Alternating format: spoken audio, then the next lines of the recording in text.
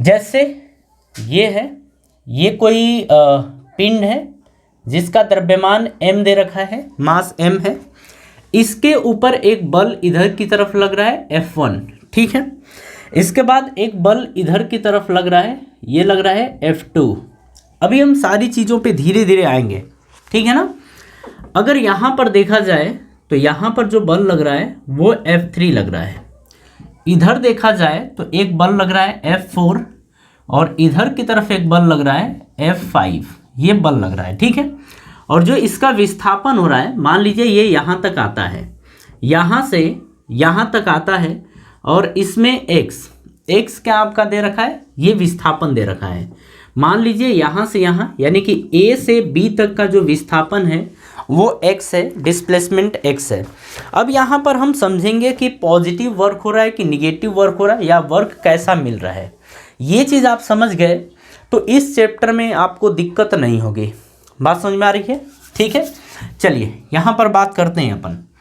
देखिए, अगर हम बात करें पहले कि F1 के द्वारा कितना कार्य किया गया है, अब यहाँ पर समझिएगा, अगर हम बात करें बल की तो बल इस दिशा में लग रहा है, यानी F1 इस दिशा में लग रहा है, विस्थापन भी इसी दिशा में हो रहा है, विस्थापन भी इसी दिशा में हो रहा है।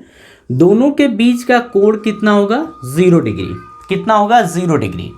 तो यहाँ पर अगर W1 यानी कि कार्य की बात करें तो आप लिखेंगे F1 x cos, और थीटा के प्लेस पे कितना लिखेंगे, 0 डिग्री। यहाँ पर समझ गए।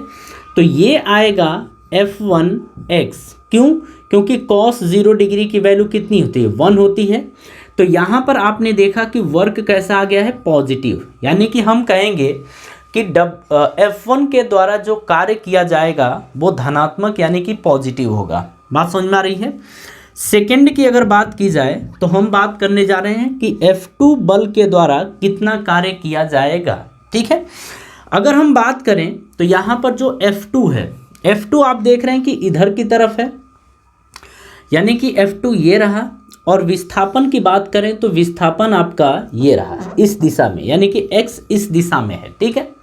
अगर इन दोनों के बीच की कोण यानी कि थीटा की बात करें तो थीटा की वैल्यू जो होगी वो लेस देन 90 डिग्री होगी, 90 से कम होगा, 90 से कम होगा, 90 ये होगा ना, 90 से ये कम होगा, मतलब इसके बीच और इसके बीच, इन दोनों के बीच का जो कोण होगा वो 90 से कम होगा, ठीक है।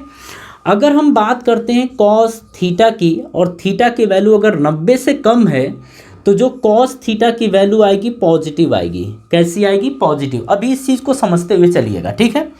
यहाँ पर हम W2 की बात करें तो आप लिखेंगे F2 x और कॉस थीटा, और थीटा की वैल्यू कैसी आप देख रहे हैं, पॉजिटिव देख रहे हैं, यानी कि जो कार्य किया जाएगा वो भी पॉजिटिव होगा, यानी कि जो कार्य किया जाएगा वो भी पॉजिटिव यानी कि धनात्मक होगा, ठीक है। चलिए ये देखिए, अभी समझिए इसको। थर्ड की बात करें तो थर्ड में हम ये बोलेंगे कि ये F3 है, यानी कि F3 ये रहा, और जो विस्थापन है, विस्थापन ये रहा। इन दोनों के बीच का कोण देखा जाए तो 90 डिग्री, यानी थीटा की वैल्यू कितनी आएगी, 90 डिग्री आएगी। बात समझ में आ रही है।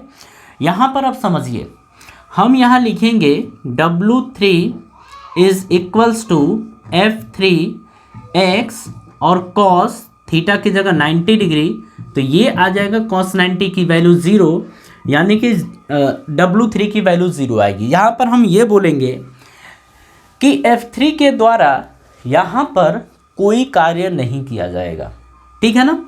नेक्स्ट की बात करते हैं, यानी कि चौथे नंबर की।